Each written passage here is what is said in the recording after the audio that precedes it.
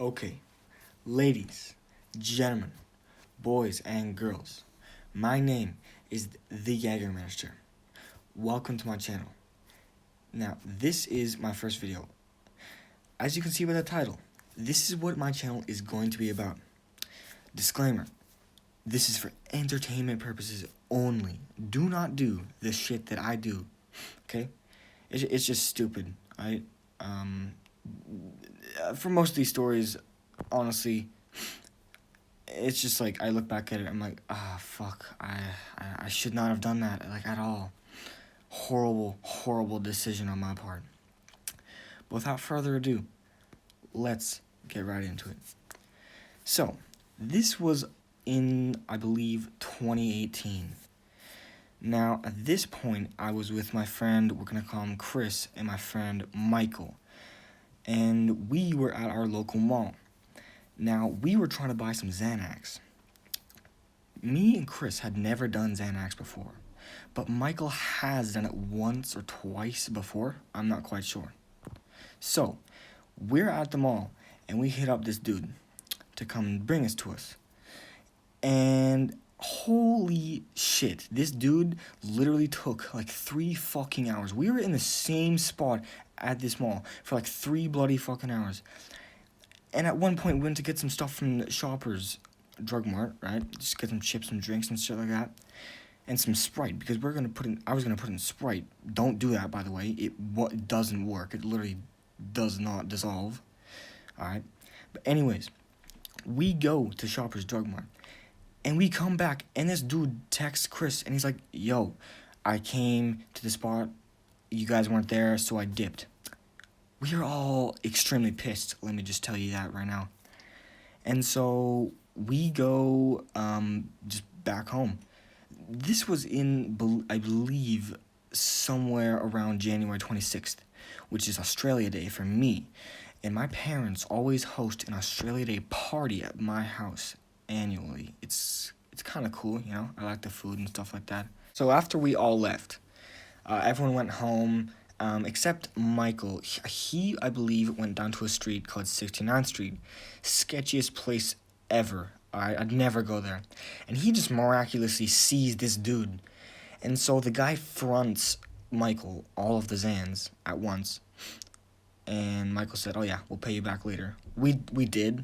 Like, I gave the money to him. He took 2 of them, and I had 2 Xans.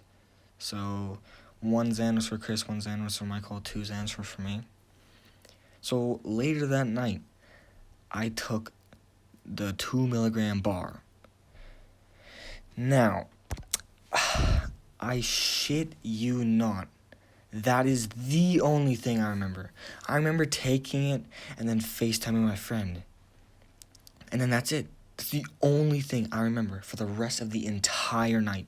But a couple days later, my brother told me that I was going apeshit. He told me that I was like smacking the wall, so he came down and I was on FaceTime with my good friend, and he told me that this chick just whipped out her titties.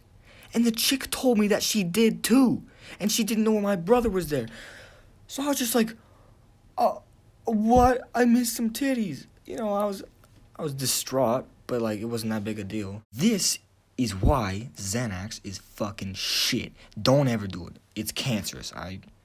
So I do remember a bit of the next day, and this is where it gets interesting, alright? So, in the morning, I remember waking up, barred as fuck, and going under my bed to see if the Xan is still there, the other Xan that I was not supposed to take, because that would have been like terrible. I did end up taking it accidentally because I was barred as fuck. I don't remember taking it, honestly. I have no idea. I found a video, actually, of me taking it at 6 in the fucking morning. 6 in the morning. I have a video of me taking it in my back room, just popping. I don't know why. I went into the middle of my basement floor, just popped it, and went back in my room. I could have just popped it in my bed, but now I had to go in the darkest room of my house and take the Xan. So stupid. Nevertheless, In the morning, I'm waking up, I'm searching for the Xan everywhere. I can't fucking find it. I'm confused as hell. And I'm barred out, mind you. So I go upstairs. And I'm stumbling. I can't even make it up the staircase. I was so fucking barred out. And I make it upstairs, finally. And my parents are looking at me going, what the fuck is this dude off? Oh my god. So I go up, I try to get to the breakfast bar in my house. I bet most houses have this. So I go onto the stool. I attempt to get on the stool, pardon me. I stumble. I fall off of it like twice. I get on top of the stool. My parents just look at me and go, what the fuck are you on? And I just literally, I remember just shedding tears and said, I'm off Xanax. I don't know what made me say that, but it was so obvious that I was off something. It wasn't nothing. It wasn't just me normally. So, my parents were obviously distraught because of this event. The only thing I remember for the next day or so is me just taking a bath. That's pretty much it. I literally took a bath and just sat in there for like an hour, just barred as fuck. My dad came in at one point and went, "You all good? You're not drowning? You're not dying?" It's like, yeah, I'm not good, Dad. So, a day goes by. Chris hits me up. He tells me what happened to them. It was pretty fucking fun, to be honest. Michael had slept over at Chris's house. Chris invited me to sleep over too, so we could all take bars together. But that didn't end up happening because my mom did not want me hanging out with Chris just because we got caught smoking pretty much, and I wasn't allowed to hang out with him for a while. And it's been like that for a very long time. So anyways, they tried to smoke out the window with a DIY water bottle in the middle of the night, barred as fuck, because Chris has never done bars before, so he was barred as shit. Michael's done bars before, so I mean, you know, he's probably contempt, to say the least. So when they were trying to smoke out the window in this plastic water bottle, DIY, Chris hears his dad coming. Chris tells Michael, put the bong away, put the weed away right now, my dad's gonna come in. Michael just does not do anything. He just stands there with the bag of weed and just does nothing. And it's hilarious. Chris's dad comes in, looks at the bong. Michael's still standing there, barred as shit, going, what's happening? And so Chris's dad was pissed, so he drove Michael home in the 3 a.m. Michael lives so far away. This was at his old house, so Chris's dad drives Michael home. And at one of the turns, he told me that Chris's dad was like, Michael, where do I turn? Michael, where do I turn? And Michael's just in the back, barred as shit, fucking nodding out. He's like, oh right. Shit's so funny. Anyways, on my side, this chick hits me up. And she lives 2 hours away, mind you. And we're just chatting, and she tells me that she's feeling a little bit sad, and so, I say, okay, I hope you don't feel sad. I don't know, what else am I supposed to respond to it? So I'm talking to her, and I'm telling her what I'm feeling too. It's not really anything really too specific, but okay. After we're done talking, I was confused as hell. The Royal Canadian Mountain Police called me, the RCMP.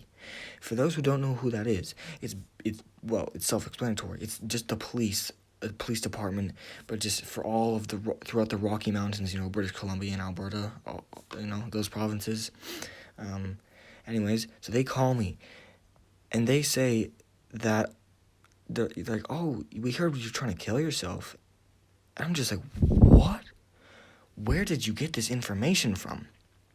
The chick that I was talking to hit me up, and she said, I'm sorry, I had to tell them. I thought you were going to kill yourself. I have no idea why in the fuck she thought I was going to kill myself. I told her nothing about that. The conversation that we had nothing to do with this at all. And so the cops come to my house, and they come in. I'm so confused. And they come in, and my mom has to come home from work. She's worried. I'm like, Mom, I'm fine. Like, what is going on?